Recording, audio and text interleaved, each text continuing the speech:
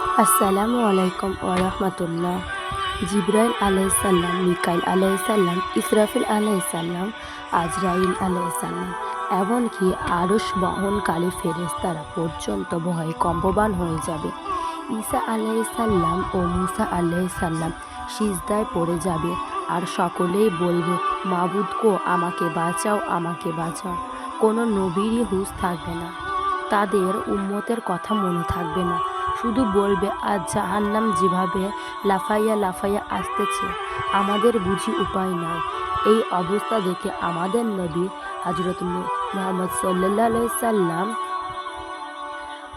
আরশের নিচে সিজদায় পড়ে কেঁদে কেঁদে ডাক দিবেন, ও মাবুদ, মাবুদ রব্বি হাবলি উম্মতের উপায়। আমাদের নবীর কান্দরে মওলার রহমত দরিয়ার জোশ মারবে। মওলা পাক বলেন, হে হাবিব, মাথা উঠান, আপনি যাহা চাইবেন তাই শোনা হবে, আপনি আর কাঁদবেন না। আমাদের নবী সাল্লাল্লাহু আলাইহি সাল্লাম মাথা উঠিয়ে বলবেন, ও মাবুদ, মাবুদ গো, আপনি তাড়াতাড়ি জাহান্নামকে ফিরান। তখন আল্লাহ পাক অল্প একটু পানি হাতে দিয়ে বলবেন, হাবিব গো, আপনি এই পানিটুকু নিয়ে জাহান্নামের দিকে ছিটাইয়া দেন। আমার নবী এই পানি পেয়ে জাহান্নামের দিকে দৌড়ে গিয়ে পানির ছিটা মারবেন। অমনি জাহান্নাম পিছন দিকে দৌড় দেবে। তখন আমার নবী জিজ্ঞাসা করবেন, মাবুদ গো, এটা কোন কুদরতি পানি? কোটি কোটি ফেরেশতা যেই জাহান্নামকে টেনে ফিরিয়ে রাখতে পারছিল না, এই অল্প পানি ছিটিয়ে সেই জাহান্নাম ফিরে গেল।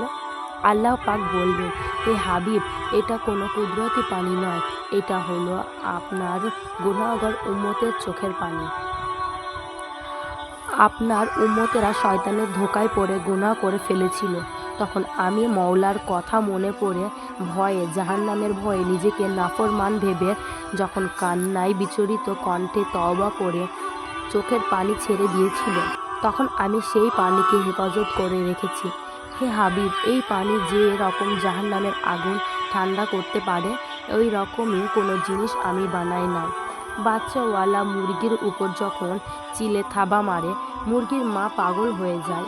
মুরগির মা উড়াল মারে, ওই ছাদের উপর দাঁড়ায়, আবার লাফ মারে, গাছের ডালে বসে চিৎকার মারে, জমিনে পড়ে পাখা দুটো উঁচু করে বাচ্চাদের আগলে রাখে।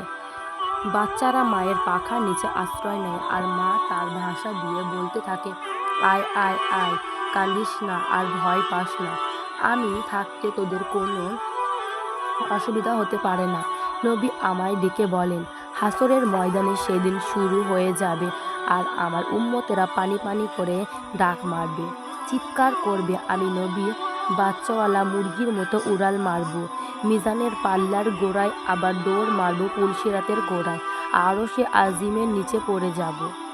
আল্লাহর হাবিব সিজদায় পড়ে ডাক দিবেন, ও মাবুদ, মাবুদ গো, আমার তায়েফের রক্তের বিনিময়ে আমার এতিম উম্মতিগুলোকে কিছু আজ তুমি মাফ করে দাও।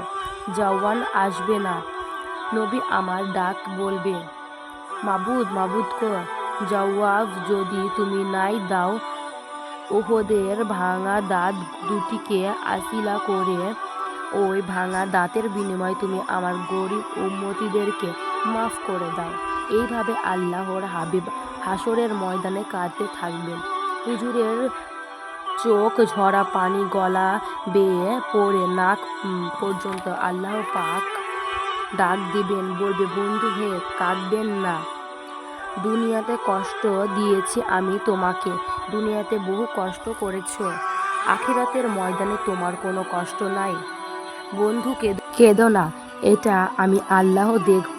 সবুর করুন হাবিব, চোখের পানিগুলি মুছে ফেলুন। আপনি সালাফাত করতে থাকেন, আজকে সাফায়াত করার অধিকার দিলাম, যাতে খুশি তাকে লইয়া বিনা হিসেবে জান্নাতে প্রবেশ করুন। বলেন আলহামদুলিল্লাহ।